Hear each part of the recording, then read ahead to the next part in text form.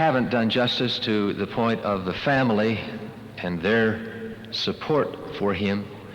We have a document from a woman who herself was a Presbyterian, who speaks of Joseph's early life when she, as a girl, much younger apparently, came and watched him with others of the boys working in her father's farm.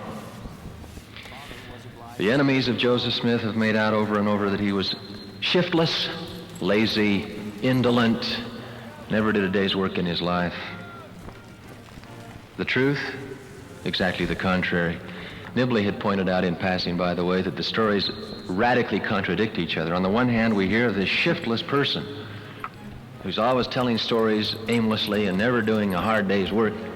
And in the next breath, the anti-Mormon tracts point out that every night at midnight he's out with his crew digging for silver or buried treasure or something and never finding it, which is hardly indolent, it's overactive. The truth is that, according to this account, a non-Mormon account, her father hired Joseph because he was such a good worker. Not only that, because he was able to get the other boys to work. The suspicion is that the way he did that was with a fairly deft use of his fists.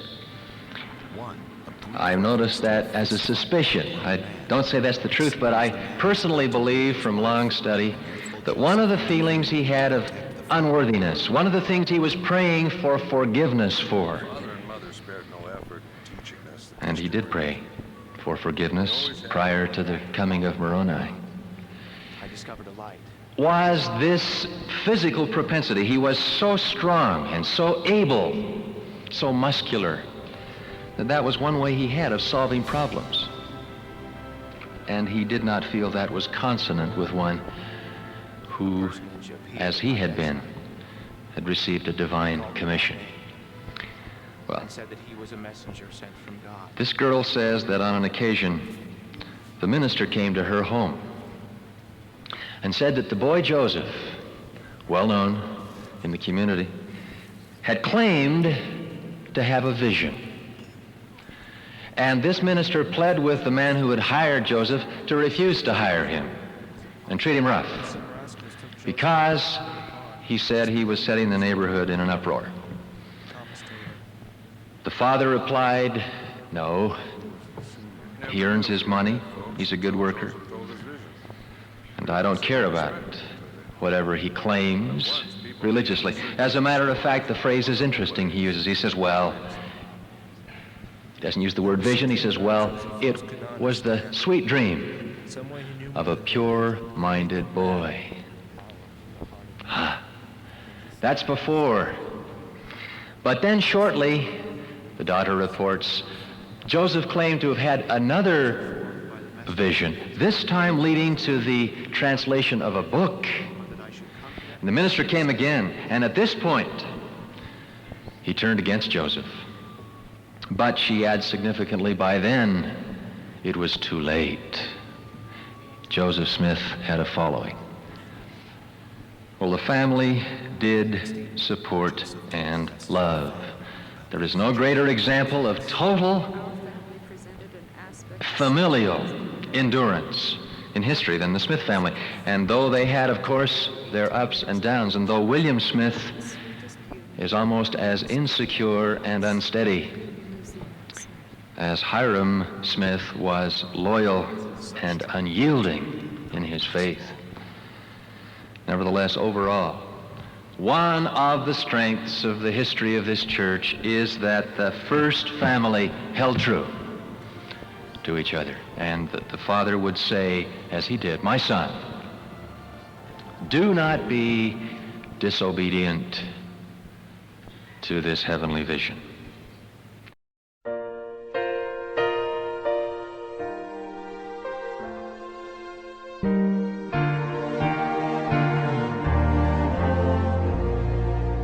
One spring morning in a grove, one boy seeking truth foretold. The heavens opened, he was heard. One prayer answered, changed the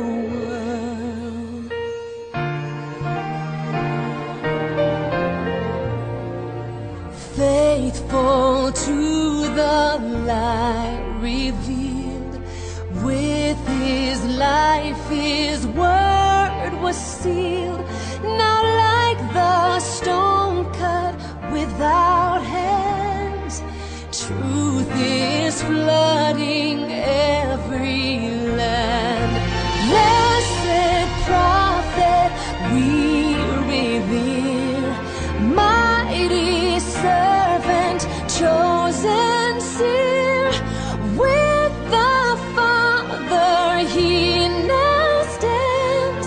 Blessed Joseph, praise the man.